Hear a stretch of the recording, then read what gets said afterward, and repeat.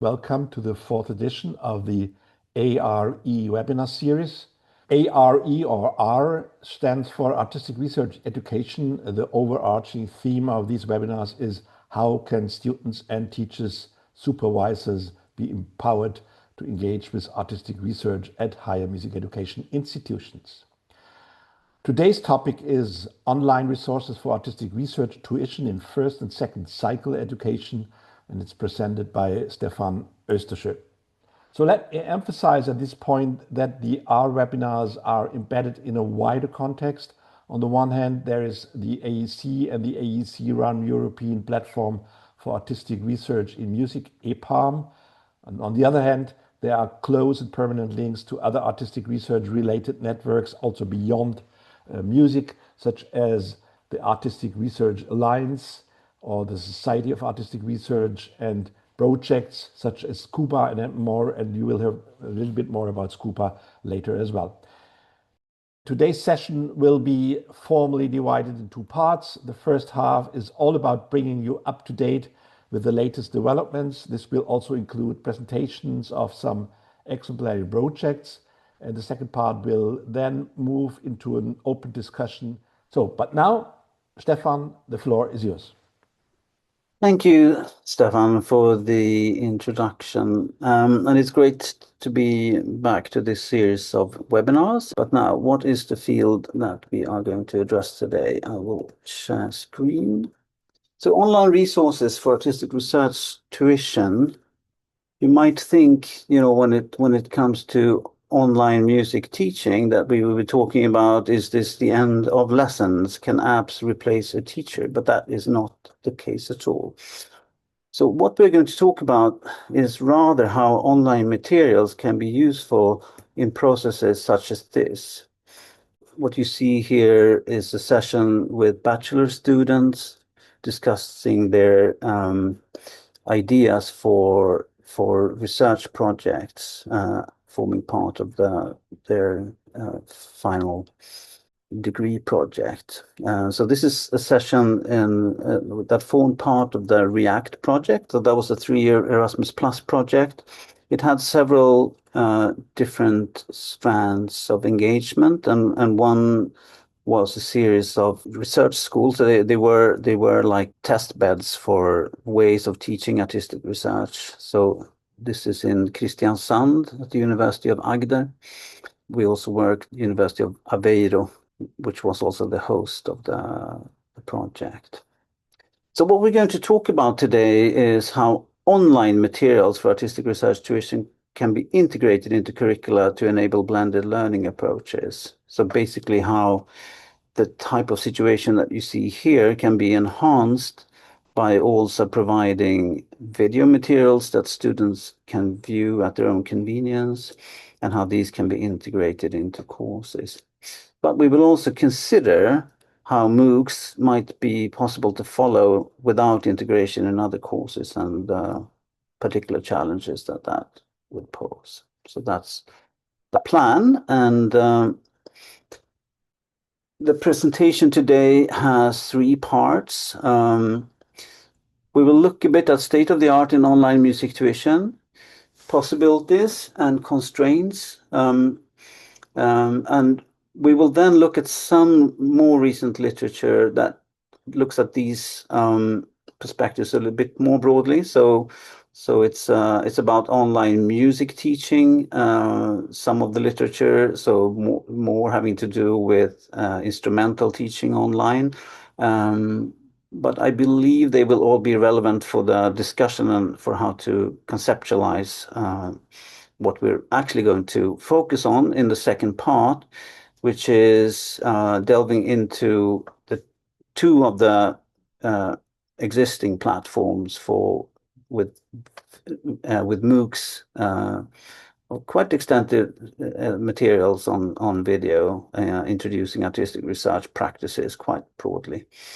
So the overarching question is, where do we go from here? And it's not an SOS, it's more like we are thinking that, for instance, the REACT platform, which we will look at, the Virtual Academy of Music Performance, It will be expanded, and we are very keen to collect ideas as to what would be most useful in such an expansion.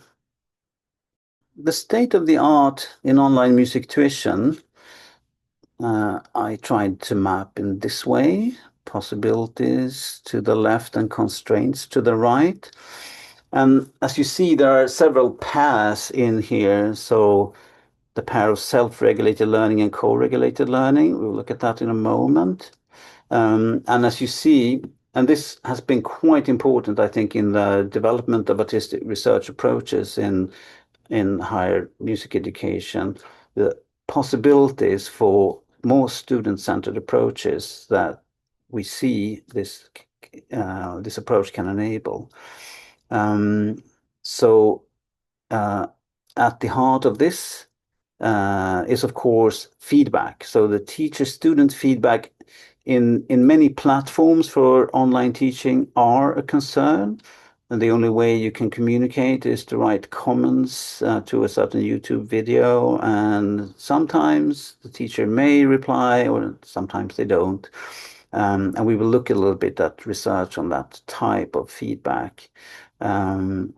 So there are asynchronous and synchronous forms of interaction, obviously in a blended course. And that type of approaches, represented, for instance, by the concept of the flipped classroom, is something that we will also mention.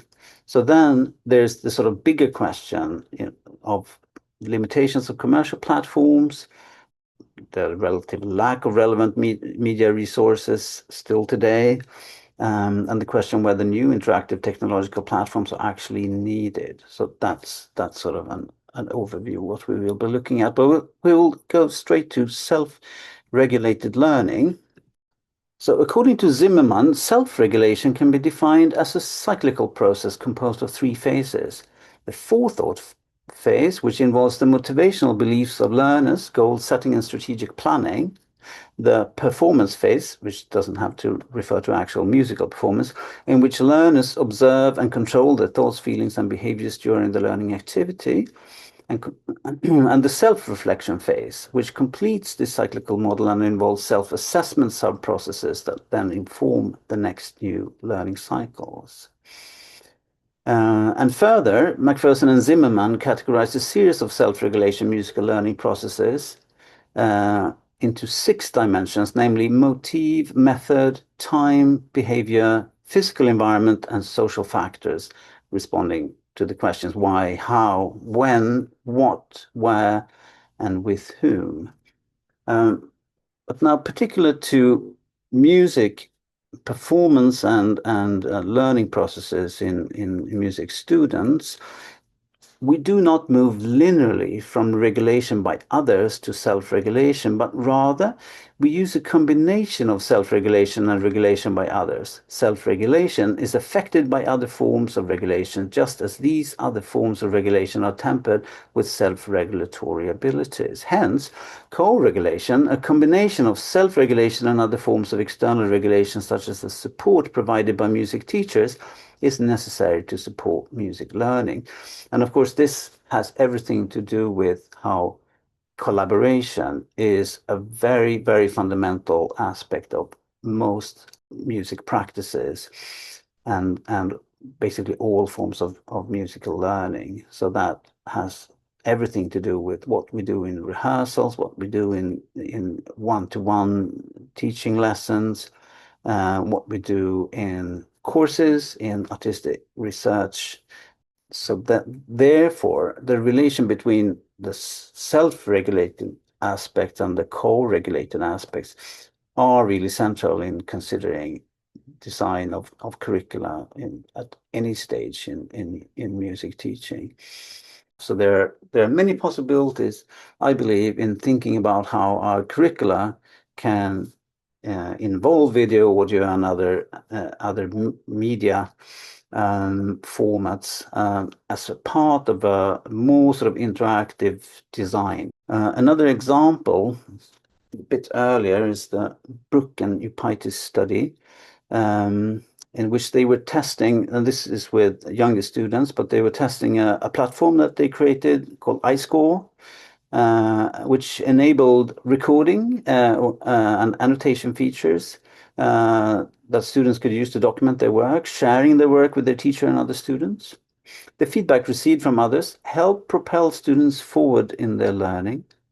One student claimed that his favorite part of iScore was making videos of my playing and sharing it with the teachers so she can see my progress.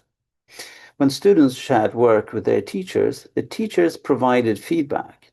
In this sense, iScore facilitated the co-regulation of the practice sessions by the student and teacher and helped students reflect on their work. So even though this refers to teaching younger students, there are studies looking at similar types of workshops or laboratories where students in first and second cycle education interact in similar ways, but of course on a higher level of feedback given from student to student and from teacher to student in that collaborative context. Musaiva notes how in flipped classroom approaches, theoretical instruction is delivered asynchronously through recorded lectures or interactive multimedia. So this is one thing that we will focus on now today. Yeah. Empirical studies, including Chang and Hashim, demonstrate that this model increases student preparedness, self-regulation, and participation.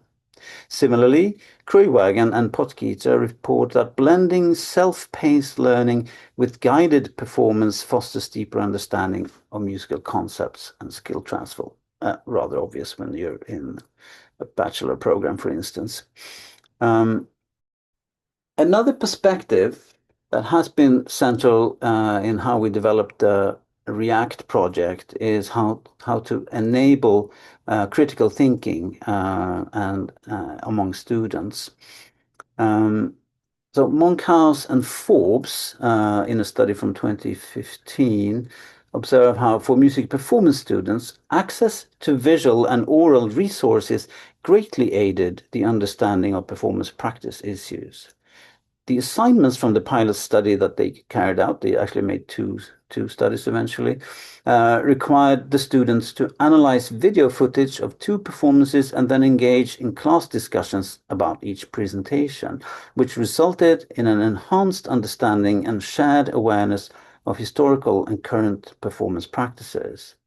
So this, I think, is also an important instance to consider, so the possibility that video recordings, and they may be pre-recorded, YouTube videos that provide examples of something that can be jointly analyzed, can be a very strong means for enhancing critical thinking in a group.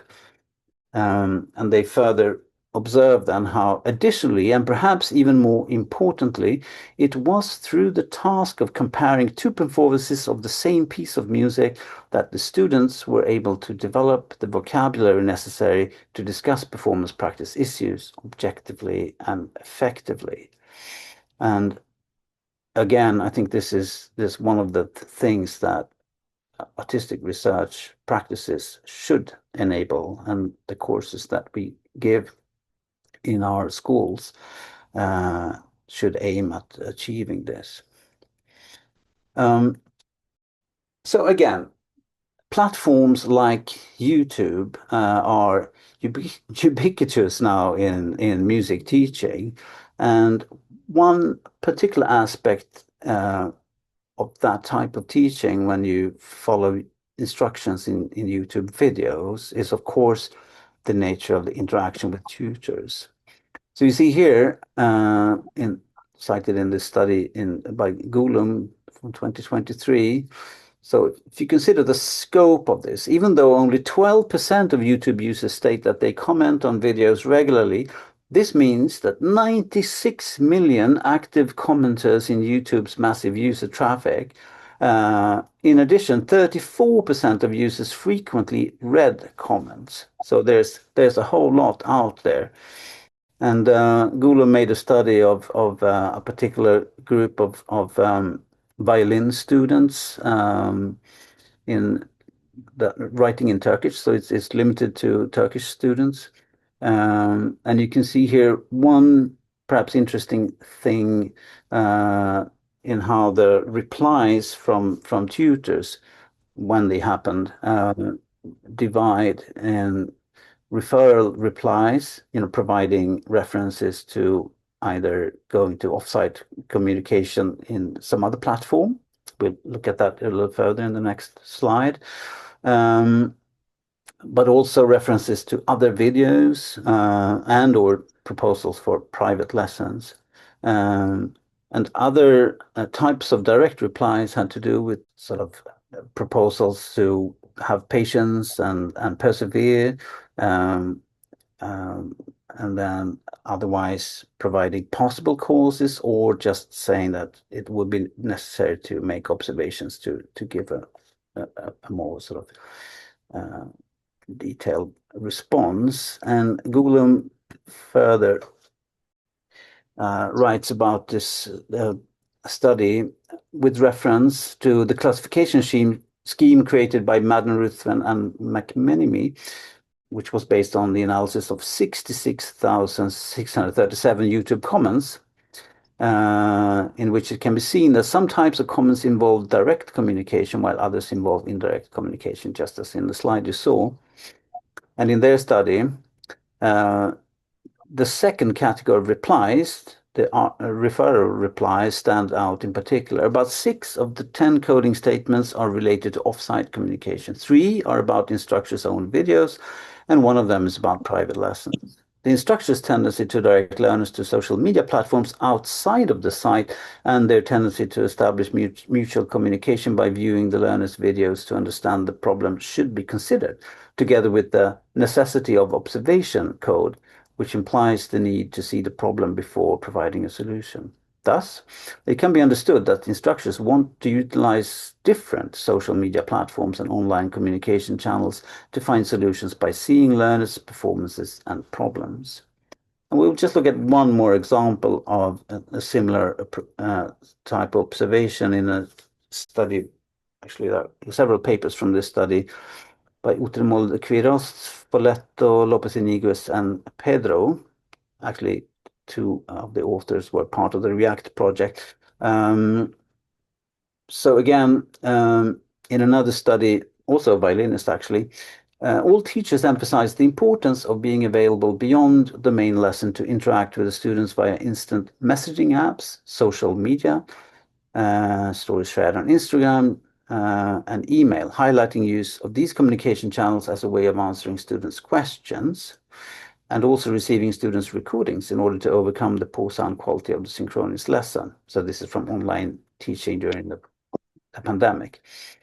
Regarding online content sharing, teachers were concerned when directing their students' consumption of musical materials, because even YouTube is dangerous. We have to filter it. So there we are. Dangerous platforms that are sort of polluting the music education environment. And we're back at this map, which hopefully makes more sense now than it did previously. We will get back to topics that can be identified here in the discussion, and I will propose some different strands in there.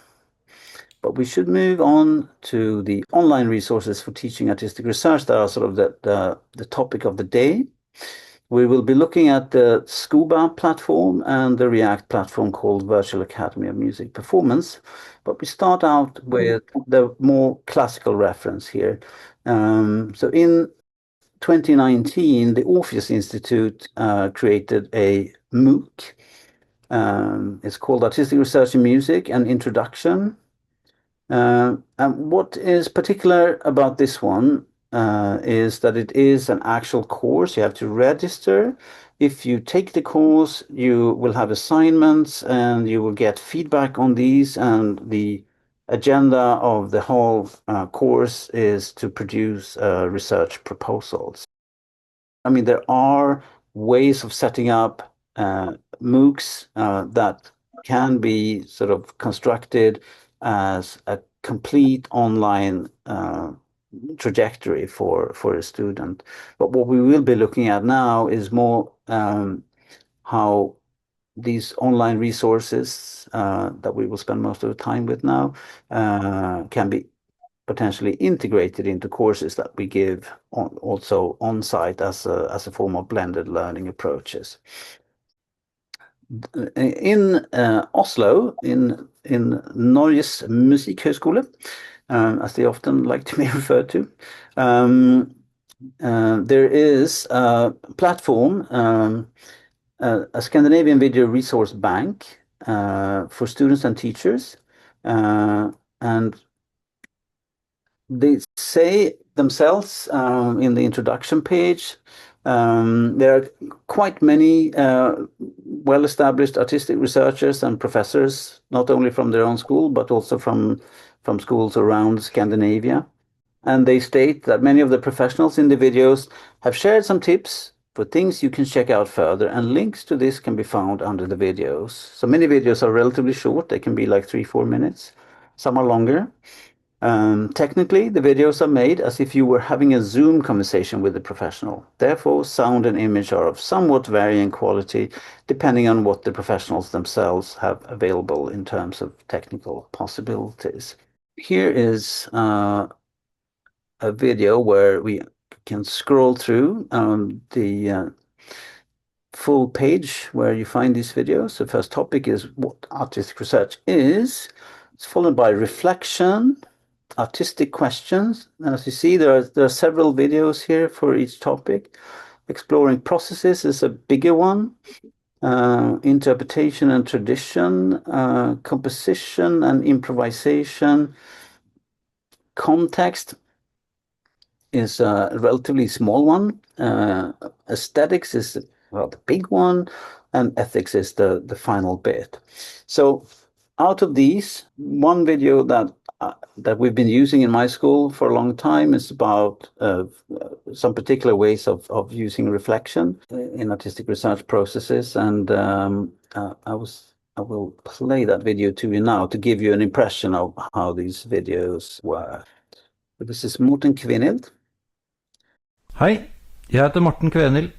Jeg er pianist, komponist, produsent og forsker, og jobber på Norges Musikkhøgskole. Og nå skal jeg vise noen forskjellige måter vi kan loggføre en kunstnerisk prosess på. Men hvorfor loggføre en prosess? I en kunstnerisk prosess må vi reflektere. I mange tilfeller jeg er borti, så blir denne refleksjonsfasen formalisert etter at man har laget et verk ferdig. At man skriver noe om det, lager en nettside om det.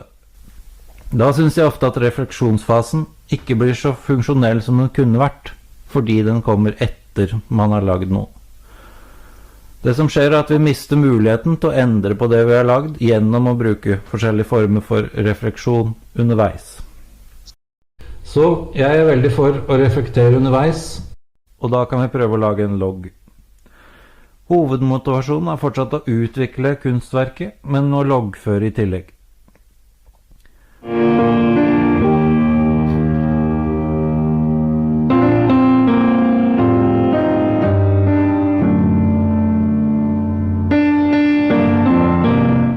Så hva er viktig å ha fokus på i en loggføringsprosess?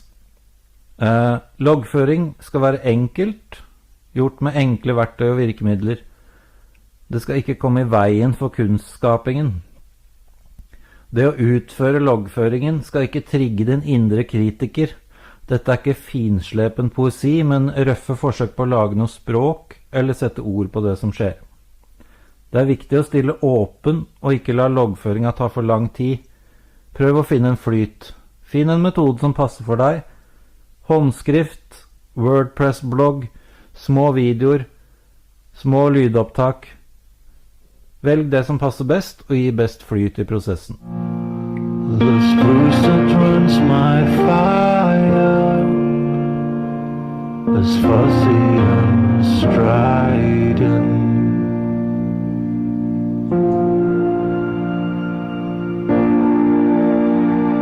Så hva får vi ved å gjøre dette? Det viktigste vi får er at vi begynner helt fra starten av en prosess og lage et språk for å dele det som foregår. Vi lager et språk som henger sammen med den kunsten vi lager. For meg dette litt av poenget med kunstnerisk forskning, at vi deler ikke bare ferdig resultat, vi deler også prosessen. Og ved å dele prosessen blir den annerledes, og kunsten kan også endre seg. Vi får også en masse materiale som vi kan bruke til å reflektere rundt det vi har lagd når det ferdig. Gjennom å loggføre kan vi få en stor materialbank med tanker, beskrivelser og språk som lett å knytte opp til det vi lager.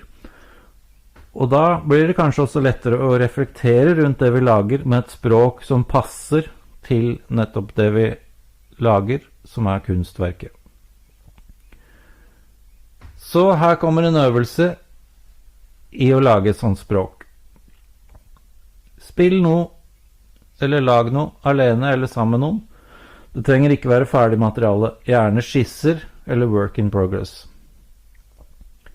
Bruk 2 minutter, lag en konkret beskrivelse av det dere har lagd, skriftlig, muntlig, opptak eller bruk video. Bruk 2 minutter til, lag noe som mest mulig ufiltrert, beskriver hva dere tenker rundt det som lagd. Hva liker du med det? Det noe interessant som oppstår? Hvilke tanker dukker opp i hodet? Prøv å beholde flyten, ikke la din indre kritiker slippe til. Og til slutt, se over de punktene over. Det noe som kan brukes her videre i produksjonen av verket, eller av språket, eller av loggføringene? Fikk dere noen aha-opplevelser? Skriv det ned hvis det dukker opp noe. Så kan dere fortsette videre med arbeidet, og repetere denne metoden flere ganger, og undersøke hva som skjer. Til slutt vil jeg gjerne vise noen forskjellige måter å loggføre på. I mitt prosjekt The High Personal Piano brukte jeg en nettside formet som en tidslinje, der jeg reflekterte rundt arbeidet i prosjektet fra måned til måned. Det var bra for meg, for å se at jeg hadde framdrift, og det ble et veldig fint arkiv til slutt når jeg skulle ferdigstille noe refleksjon rundt prosjektet. I prosjektet Goodbye Intuition brukte vi en video scrapbook for å dokumentere og loggføre arbeid. Her noterte vi oss ofte tidskoder på hvor det skjedde interessante ting som vi kunne bruke senere. Videre kan vi se på NTNU-prosjektet Cross Adaptive Processing, som har brukt en WordPress-blogg, eller prosjektet til Christian Blom, Organized Time, hvor dere ser at det brukt utstrakt bruk av håndskrevne notater i refleksjonsarbeidet. Så det var litt om loggføring og refleksjon. Lykke til! So this video we used for a good number of years in a course for our bachelor students in music performance. It seems to have really good effect by being so hands-on and providing even exercises on how to try to get started. So that's one thing.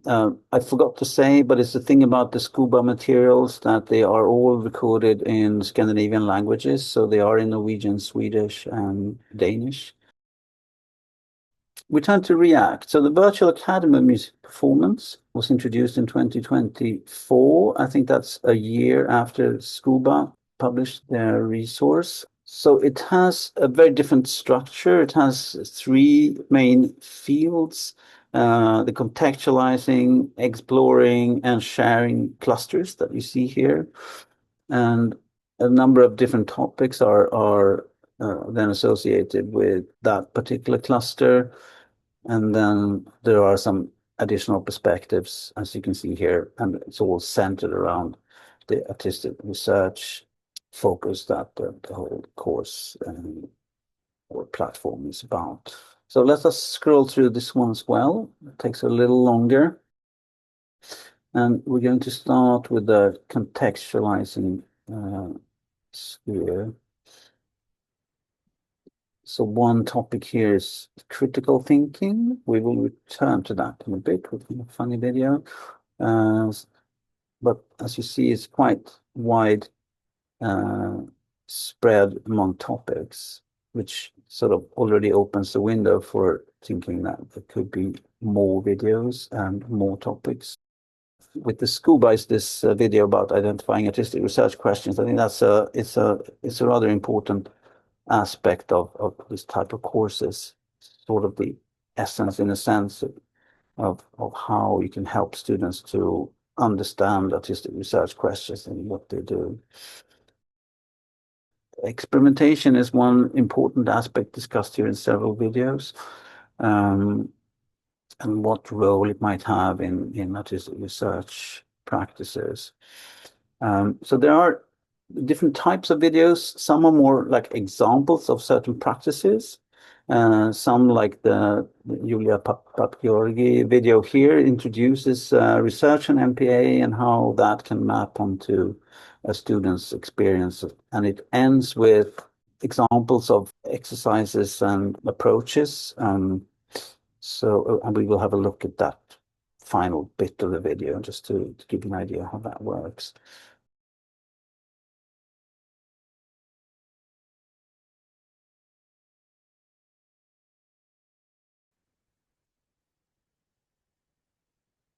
Here are some interesting examples, one of the few ones where students are involved also in dialogue with teachers in talking about interpretation. So it's one thing that seems, quite promising for future approaches to make videos that also involve students to a greater extent. Another feature which you don't find in Schoolby is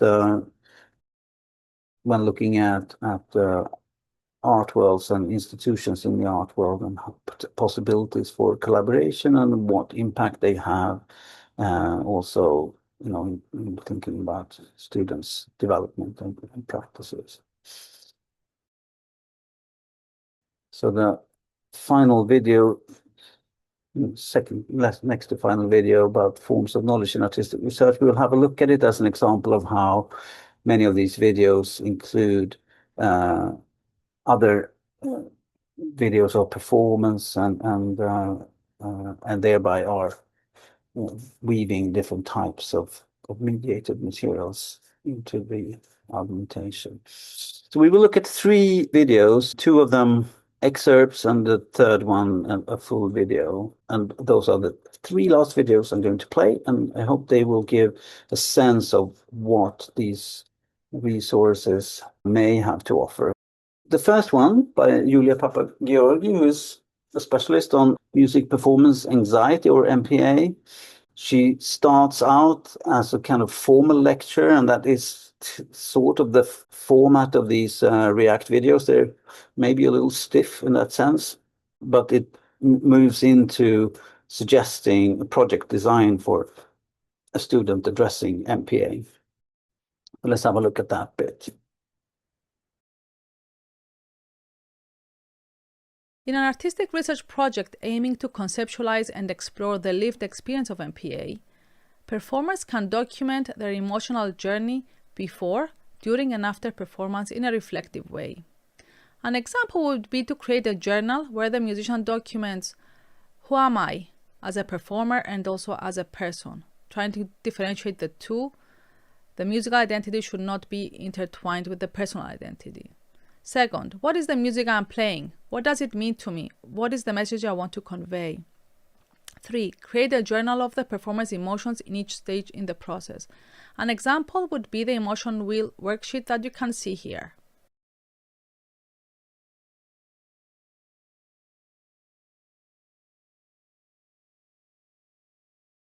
Continuing, in order to develop effective coping mechanisms and build resilience, the aim would be to try to change negative emotions by restructuring them and replacing them with more adaptive ones. An example would be the cognitive restructuring worksheet that you can see here.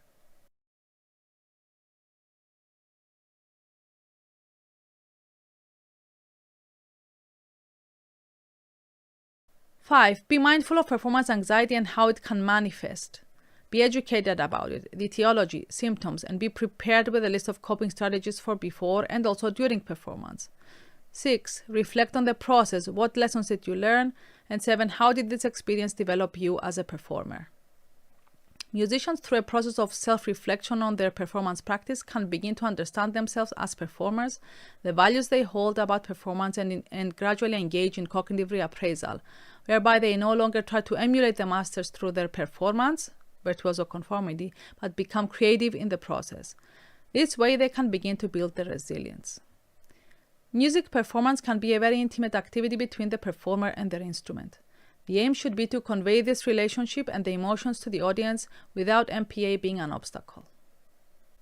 Just like the previous example, this one is much more detailed, but it seems to be a good quality when the videos go, quite hands-on into how one could design a project or use a certain method. A rather different perspective is presented in this video about critical thinking in that sphere. And what's particularly interesting about this one, and hopefully a little entertaining, will only play you a short part of it, but it has a kind of theatrical design. So bear with the two presenters here and you will see that it actually is a little amusing as it goes. Critical thinking is fundamental for artistic research-based learning. In this video, we will talk about critical thinking in the teaching and learning of music performance. We will exemplify key components involved in this process, namely skepticism, questioning, and evaluation. Critical thinking is a cognitive process that allows individuals to make informed decisions, solve complex problems, and evaluate arguments and evidence. At its core, critical thinking involves a skeptical attitude, questioning assumptions, evaluating evidence, and considering alternative perspectives. This process requires musicians to be open-minded, curious, and willing to challenge their own beliefs and preconceptions. By examining evidence and arguments with a critical eye, you can identify flaws in reasoning and better understand complex issues. The following fictional dialogues exemplify these aspects applied in teaching and learning situations. We approach different assumptions which are commonly found in students' and teachers' discourse. The following fictional dialogues portray possible interactions between teacher and student, in which, hopefully, the various aspects of critical thinking will become evident and easily understood. I play the teacher, and my colleague Gilvano plays the student. First of all is the score. You must follow the score, all of its instructions. Which score? I am sorry, but I have 2 editions. Let's see which is the best. Can you imagine the score without any articulation instructions? Departing from there, imagine what articulation you would do. Do that just in the first page. How do I know what articulation is best? Well, in this particular section, I prefer this way. I use much more legato here and here, so that I get a more singing quality, But why did you decide that this section should be more like singing? Well, the compositions of this composer always have a strong influence of the opera style. Thus the legato here helps. Well, none of the 2 editions that I have do prescribe legato in this section. It seems that the score is not such an unbreakable law, after all. In this section, the composer uses a rhythmic pattern that obviously relates to a military march. The composer comes from a heavily armed country, which is very proud of its military power. So it should be played very marcato, very rigorous rhythmically, as if you were marching in a platoon. I'm sorry, now I'm a bit confused. I was in a masterclass last week where the teacher said this section was kind of circus music because, he said, the composer revealed in his writings his fascination for this universe of street performers, illusionists and clowns. Oh, did you? Well, for me, from what I could investigate about this composition, but also for all my masters, this section has always been considered to have a military character. But of course, each interpreter develops his or her interpretation based on the information that he or she has managed to collect, and also on how this information activates their imagination. So we will look at one final video, and most of the React videos are around 10 minutes. The longest one is like 20 minutes, but most of them are, like 10 to 12, some are shorter.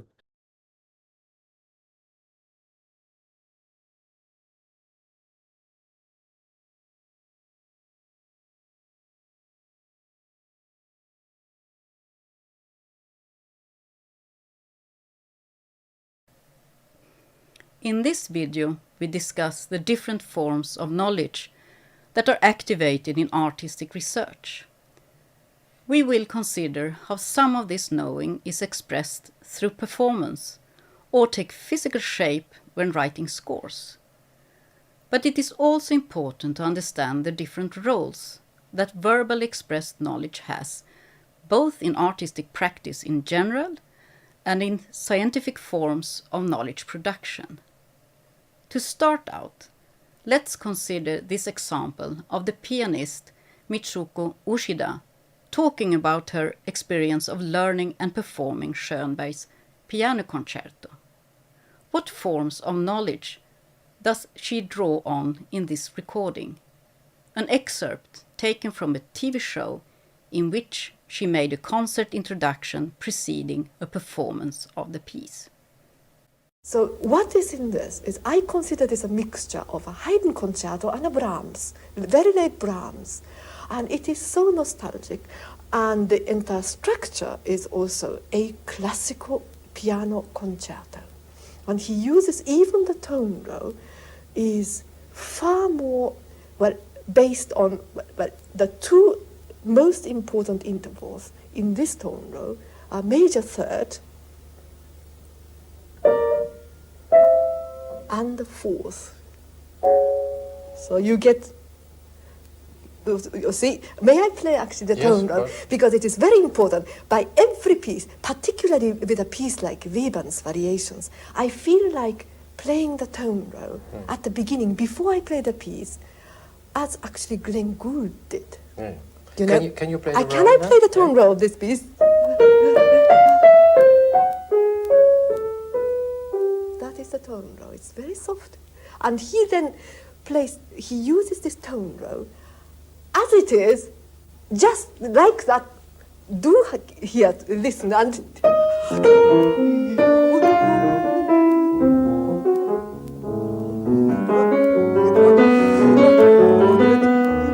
you have heard in a melody, you see?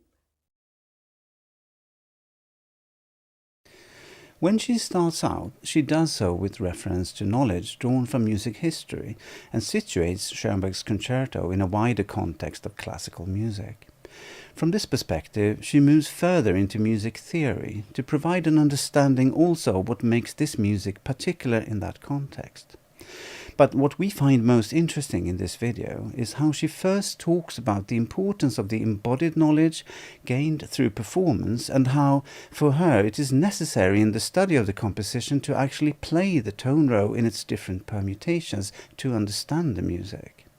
Even more, when she moves to demonstrating playing the tone row on the keyboard, she rather spontaneously also moves into actual performance of the composition. This illustrates the close relation between the embodied knowledge of a musician and performative artistic knowledge forms. Hence, while embodied knowledge is important in many disciplines and practices, in artistic research, much embodied knowledge is not merely practical but takes form in the artistic domain, as depicted in this diagram. Artistic knowledge can also take material form, as when recordings of a musical performance is made available to listeners through playback in headphones or a set of speakers. Again, a very common material form in music is how it can be represented in different forms of notation, and the knowledge produced is communicated through a score.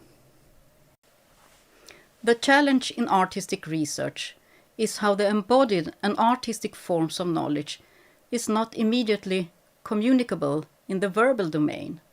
Still, musicians, like Mitsuko Ushida, have a lot to say about music. When we talk about music, we create what is represented in the diagram as discursive knowledge. To take another example, in music teaching, verbal communication is important, but often amplifies the embodied and artistic communication through demonstration and performance. These modes of communication are also available to artistic researchers in music, and knowledge is conveyed through scores, audio recordings, and performances. Henk Borgdorf describes this transmission of knowledge, observing how embedded in artistic and academic contexts, artistic research seeks to convey and communicate content that is enclosed in aesthetic experiences, enacted in creative practices, and embodied in artistic products. We have already seen how performance allows for conveying such knowledge, but the production of material artistic knowledge, as in musical score, activates similarly embodied processes. From the perspective of design, Mikkel Tin notes how making is the practical dimension of culture. It transforms matter and it articulates meaning. Making has a cognitive dimension. It makes sense. But this sense is not ordinary discursive knowledge. It consists in an intentional forming process whose outcome is articulated meaning. This forming process involves my body and is performed as a bodily practice. But even as a bodily practice, it requires training, and certain kinds of professional making requires a long, comprehensive training. Still, the practical skills that results from such training is bodily rather than conceptual. The training and the transmission of making skills take the form of practical experimentation rather than theoretical explanation. The aim is a concrete solution to a given problem, not an abstract investigation into a general problem. The challenges and possibilities that artistic research can explore are always situated in the practice of particular musicians. But even if we know how to create through the tools we use, we are not always immediately able to describe this knowing in words. Let's consider another musician, the free improviser Evan Parker, a saxophonist who is famous for his command of circular breathing. We will now watch a short excerpt from a solo concert performance in which this particular technique enables a seemingly endless flow of melodic configurations. But what might he have to say about a performance like this?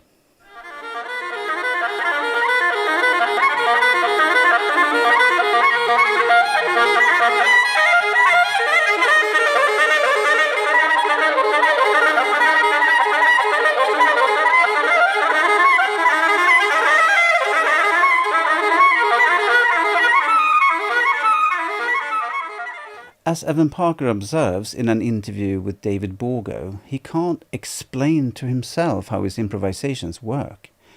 We find interesting how he observes that the circular breathing is a way of starting the engine, but that the performance unfolds in ways that are beyond his conscious control. It just comes out. It's as though the instrument comes alive and has a voice of its own.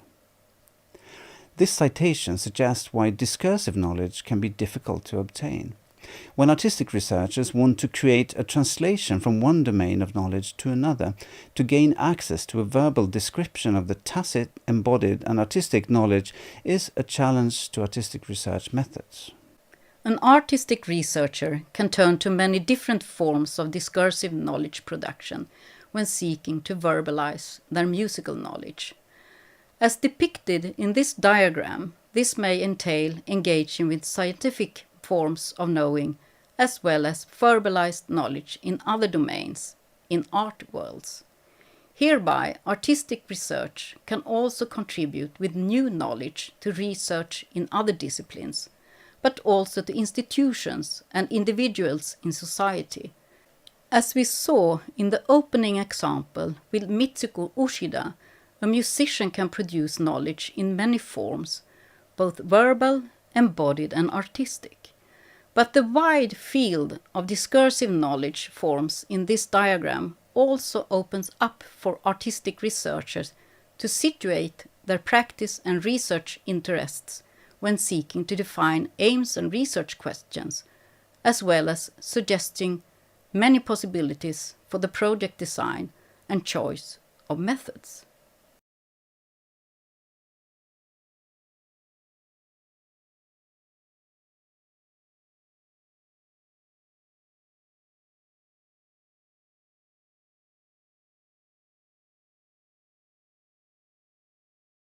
Just to conclude, the structure of Scuba and the Virtual Academy are quite different, but there are many topics that align, and it seems indeed useful to combine videos, for instance, about how to identify research questions from both sources.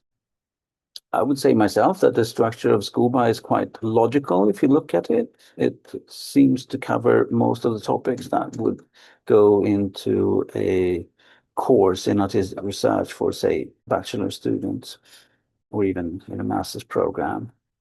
The structure of the React Virtual Academy is, in a sense, a bit more complex and wide-ranging. And as you can see here, the number of videos are sort of similar, but the play time is a little shorter in the Scuba videos, which makes for a slightly higher number of minutes in the Virtual Academy. But both of these could indeed be expanded quite meaningfully.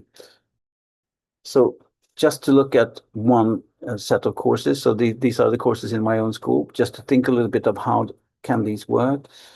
So there we have in our master's program 2 courses, one that run across each term, first year. So they are both 7.5 credits done part-time. The first one has 3 modules, 3 that are sort of introductory and 1 that is a pilot study. And as you will observe, the musical knowledge and artistic processes actually returns in the second year as musical knowledge and artistic processes 2. It's a complex topic and is addressed a little bit more from a more theoretical perspective in the second round. But there are several videos in these resources that we use as material in these modules. We still feel, I would say, that there's a lot to do in the course design for exactly how to use audiovisual materials and blended learning. But it's something that we are working on our end. So before we take the break, there are 3 main strands of questions. So reading from right to left, the perhaps central question for us is what types of content and topics need to be covered if platforms like these were to be further developed. But the middle one is also important. What types of interaction are needed in online platforms? And kind of follow-up question, how can platforms for blended learning in artistic research tuition best be designed? So here's a slightly more detailed version of these. So one can think of different types of synchronous and asynchronous interaction with teachers, with students, so student to student. And as we mentioned previously, how to create possibilities for collaborative analysis. There are a bit more details in the slides that follow, but I think at this point I will stop sharing and Stefan will announce a break.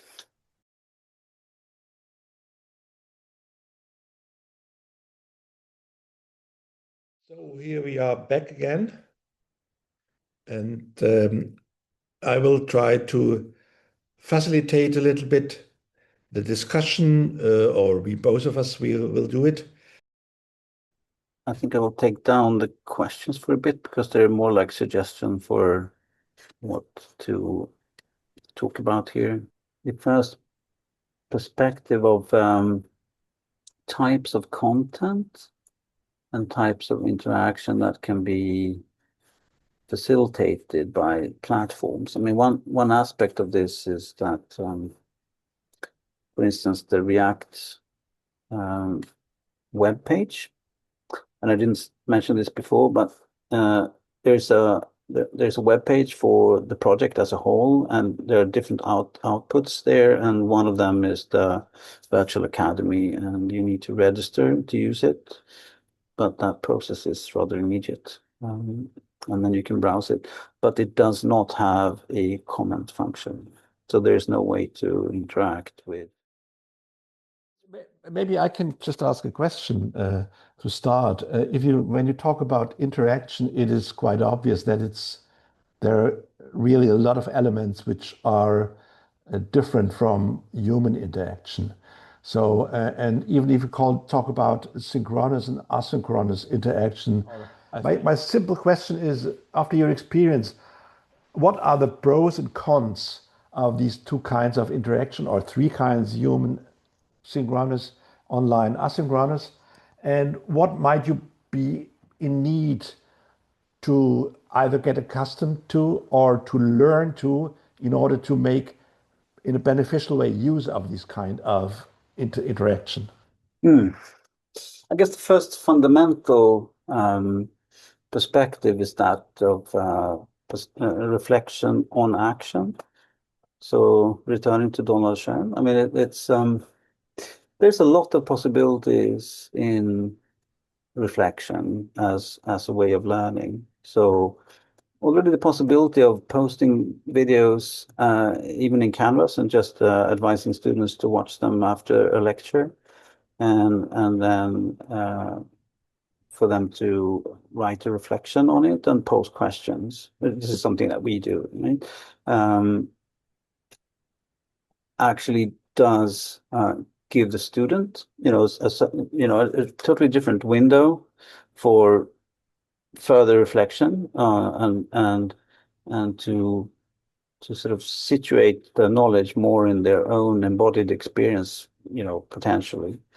And that's where I think the types of exercises, for instance, that you find in Morten Kvenel's video are really good, because he's inviting the student to engage in performing, creating something, and then reflecting on it. So creating a whole little cycle of trying, to develop a language for reflecting on performance. So there's a lot of possibilities in there that I think we do need to consider, in terms of creating blended learning environments, which I believe really are, much more dynamic than just a lecture and assignment kind of based format. So that's, to me, really seems to be one thing.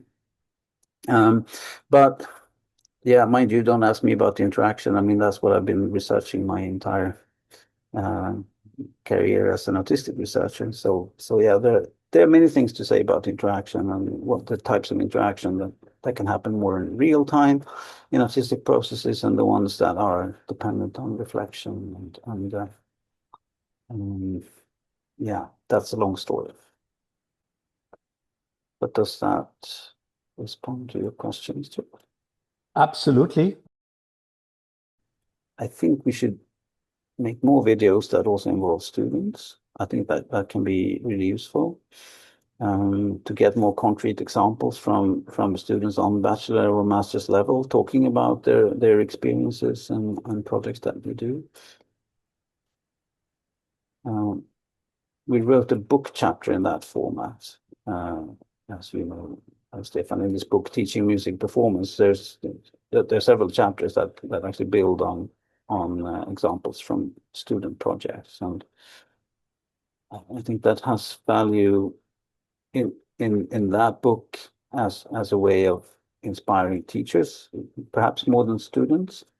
But in the case of videos, in the way I'm thinking of it now, I think it would be more for creating examples that are immediately relatable for a student. So rather than watching Evan Parker and Miss Kuchida, to watch some of their peers, other students in the same type of program, talking about their projects.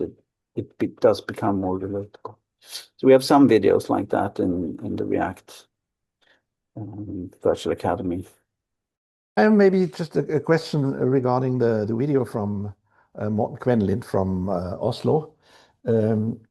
I think the structure was very clear and it was convincing, and it was also logical progress from presenting things, from clear advice how to, let's say, structure a reflection process, and with the exercise at the end.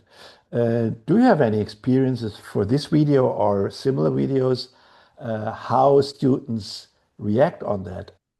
Many refer to this video when they talk about reflection and its role in their own projects.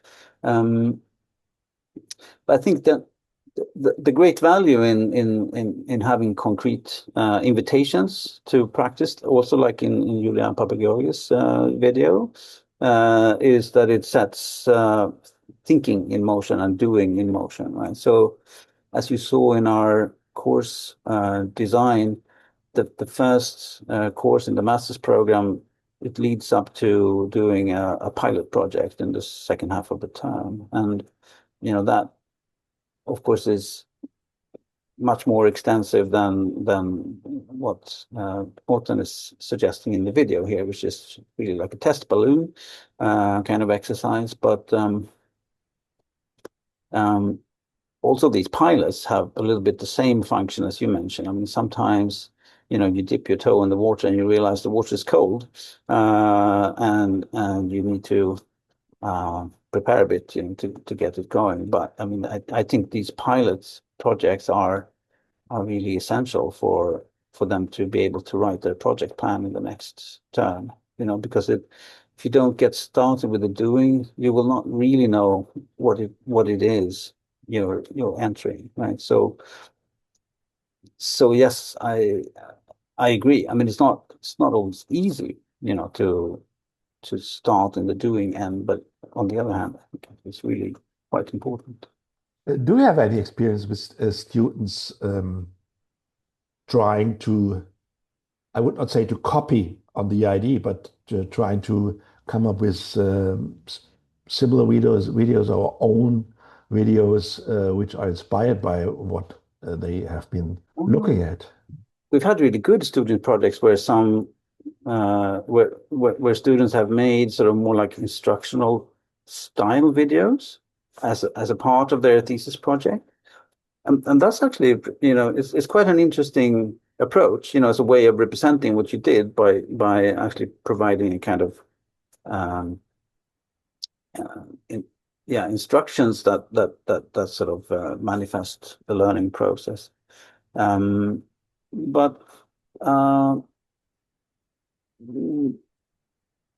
would say otherwise, I mean, for students who want to use reflexive methods, it's very good to have a few concrete examples of how you can do it. So that's, I think, that the very first value of that video, and there are of course many other examples, but we're trying to be very clear with students that keeping a logbook can be done in very many different ways, and the only way that doesn't work is one that you haven't tested, right? So you really need to have an intentional structure and an approach to the writing that you have tried and considered and discussed with your supervisor. Shall we look at the questions again, maybe, to see if anyone would chip in? The first set of questions. So what types of interactions are needed in online platforms to enable synchronous and asynchronous interaction with teachers and between students, and to enable collaborative analysis? I think those three are all quite important, and it may have bearing on how we think of developing the React page, if we want it to become more of an actual MOOC. The design of platforms for blended learning in artistic research tuition, yes, it's an interesting question. And that's sort of what we're talking about now. So let's move on. Types of content and topics. There are some more detailed questions here that one could consider. So what do we cover and what do we not when it comes to knowledge forms in artistic research? and how do these resources map onto our curricula? So what are the things that we teach that may not yet be represented in videos here? Is there anything that we definitely should bring in? So personally, I believe we do need more very concrete and hands-on instructions for particular methods. So Morten's video is good, but it would be even better to dive deeper into how does he do the reflection, how does it work, so if one can imagine a 10 to 15 minute video that only looks at how to make reflexive documentation of an artistic process as it unfolds. So that, of course, has a lot to do with how to support progression from guided exploration to independent research practice. But that also raises the question also, how do we create materials that are relevant on the bachelor level, and how do we create follow-on materials that are more relevant for master students, so that the progression is also clear, as it were, in the materials that we provide. Maybe I can ask a question at that point, if you have any experience with students using these kind of materials in the master studies, comparing those who just jump in the master, or those who were a little bit trained or prepared to that by using these kind of, as you say, basic material, which is more provided for bachelor level. I mean, the obvious thing is that master students who come to us, or other schools where I meet students sometimes, they come from very different programs, right? And some of our bachelor programs around Europe have integrated elements of artistic research, and some not so much, right? So some come with pretty good awareness of what artistic research might provide for them, and a bit of an awareness of the use of methods and design of projects and so on. So then, of course, it's much easier to take them into the journey, which every course like this is more like for the student to figure out where they are, what they need to develop, and how that can be turned into a research project that becomes eventually their degree project in the masters. And that journey can be shorter and longer. So indeed, by all means, to the extent that you actually do learn to use artistic research methods and approaches in the bachelor program, it makes a big difference when you get to the masters. But yes, there is progression, and for some, it's I need to do kind of steep climb to manage in the masters. Yeah. So yeah, sure. Let's see, because we have one more set of questions. So how can platforms for blended learning and artistic research tuition best be designed? There are sub-questions here we haven't really looked at. So to what extent are existing platforms, and there are like two kinds, so say like YouTube-based learning, which is sort of, in a sense, meant to be self-sufficient, or but as we've seen in the literature, are not really. So anyone who studies through YouTube videos typically will also use other channels, even other social media platforms, to communicate with teachers. But there are MOOCs like the Orpheus Institute MOOC that we looked briefly at previously, or just at least mentioned. But then there are platforms, universities, or specific platforms like Canvas that does provide possibility for feedback, so for questions and responses from teachers. And the first bullet point, if you ask to what extent these platforms are adequate for artistic research education, I'm just wondering, what are the specificities for artistic research education in that context? Because I was thinking that there are many kind of different topics and disciplines more or less use similar tools or similar methods also. Yes, that's of course true. Was in the question, and maybe should be reformulated to say artistic research-based learning. But to turn it around and just look at the particularities of artistic research as a form of learning within the academy is in a sense to just zoom in on the particular needs and challenges that we have. Like I mentioned, so the possibility of having sort of low latency connection between teacher and student on the one hand, being able to annotate videos would have been really great, right? So annotating videos with questions and comments and or to perform collaborative analysis of video in the platform, that would be a great thing. So yeah, risks and limitations of relying on commercial platforms is kind of obvious question, right? There are, of course, some issues with using commercial platforms that actually use the data for many other purposes. There are some good papers also about this that I didn't include in the state of the art, but there's certainly a discussion of, the way, for instance, the data that you can retrieve from YouTube is, entirely sort of built around their algorithm, which is actually a commercial algorithm, and you only get the data that they are interested in, and not anything that would be sort of relevant from an educational perspective. I'm wondering if there are negative impacts that you are not aware about.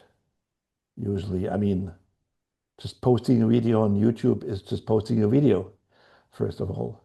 I mean, there are actually there's maybe some assets with YouTube, since it allows students some ways, some paths around copyright issues. So if you want to refer to a certain recording,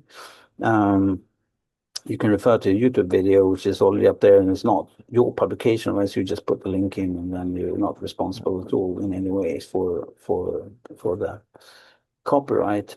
But on the other hand, of course, just like any reference to Wikipedia, you'll never know that it will be there tomorrow.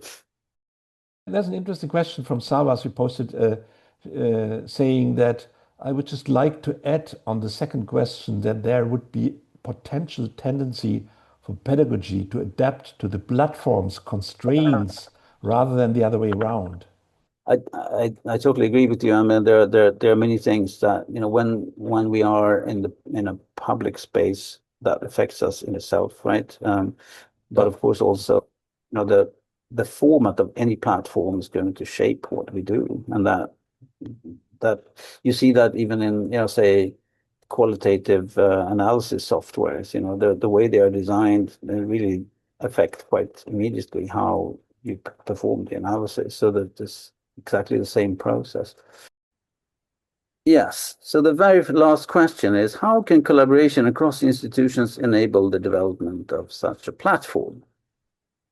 So that was like the more ambitious type of question that we wanted to raise here. And I do believe it will be necessary to work across institutions. Jennifer's asking a question of if you have any thoughts on a need for more resources for students compared to more conversations or perhaps training among all teaching colleagues. Yes, indeed. I mean, it was something we worked on in the React project. So these two training schools, they were very much about creating interactive situations for students. Flipped classroom idea is also sort of building on that idea. So it gives the initiative to students. You give them materials, and then you use seminar time and other formats to process and develop things. So by all means, yes. I mean, it's it's necessary to have instructions that are clear and useful, but they should only be a material in the learning process, and that's the whole point of a blended learning or flipped classroom approach.